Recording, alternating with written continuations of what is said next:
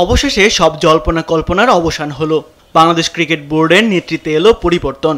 শুক্রবার জরুরি বোর্ড সভায় পরিচালকদের ভোটে বিসিবির নতুন সভাপতি হয়েছেন জাতীয় দলের সাবেক অধিনায়ক আমিনুল ইসলাম বুলবুল। দায়িত্ব গ্রহণের পর গণমাধ্যমের মুখোমুখি হয়ে বুলবুল জানান তার ভবিষ্যৎ পরিকল্পনা। সাংবাদিকদের প্রশ্নের জবাবে সদ্য দায়িত্ব পাওয়া সভাপতি বলেন, টি-20 ইনিংস খেলতে এসেছেন তিনি। আমি যে টেস্ট ম্যাচ 5 দিনের হয়, ওয়ান ডে হয় 7 ঘন্টার, তা আমি একটা কুইক টি-20 ইনিংস খেলতে এসেছি এখানে।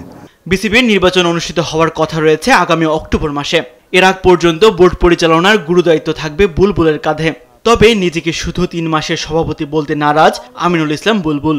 এখানে আমাকে আজকে নির্বাচিত করা হয়েছে বাংলাদেশ ক্রিকেট বোর্ডের প্রেসিডেন্ট হিসেবে 3 মাসের জন্য না, আমি নির্বাচিত হয়েছি আজকে।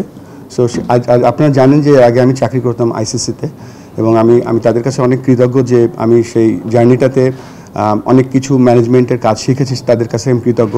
বিসিবির নতুন সভাপতি জানিয়েছেন ইতোমধ্যেই কিছু পরিকল্পনা চূড়ান্ত হয়েছে, যা আগামীকাল থেকে বাস্তবায়নের পথে হাঁটবে তার বোর্ড। আমরা ডিসেন্ট্রালাইজ করব বা আমাদের রিজিওনাল ক্রিকেট বডি হবে। সো সেটার একটা প্রধান কাজ আমরা এবার করব এবং করে যেতে চাই। সেটা ফ্রেমওয়ার্ক অলরেডি রেডি, কালকে আমি বোর্ডের কাছে প্রেজেন্ট করব। লম্বা সময় ধরে জাতীয় দলের বাইরে আছেন সাকিব আল হাসান। ইতোমধ্যেই 2 ফরম্যাট থেকে অবসরের ঘোষণাও দিয়েছেন তিনি। তবে ওয়ানডেতে সাকিব ফিরবেন কিনা সেই প্রশ্নের উত্তরে বুলবুল জানান, সাকিবের ব্যাপারে সিদ্ধান্ত নেবে নির্বাচকরা।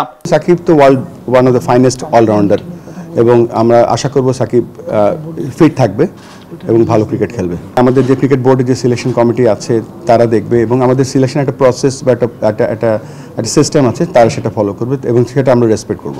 বোর্ড সভায় বিসিবির সিনিয়র সহসভাপতি হিসেবে নির্বাচিত হয়েছেন নাজমুল আবেদিন ফাহিম, আর সহসভাপতির দায়িত্ব পেয়েছেন বিসিবির আরেক পরিচালক ফাহিম সিনহা।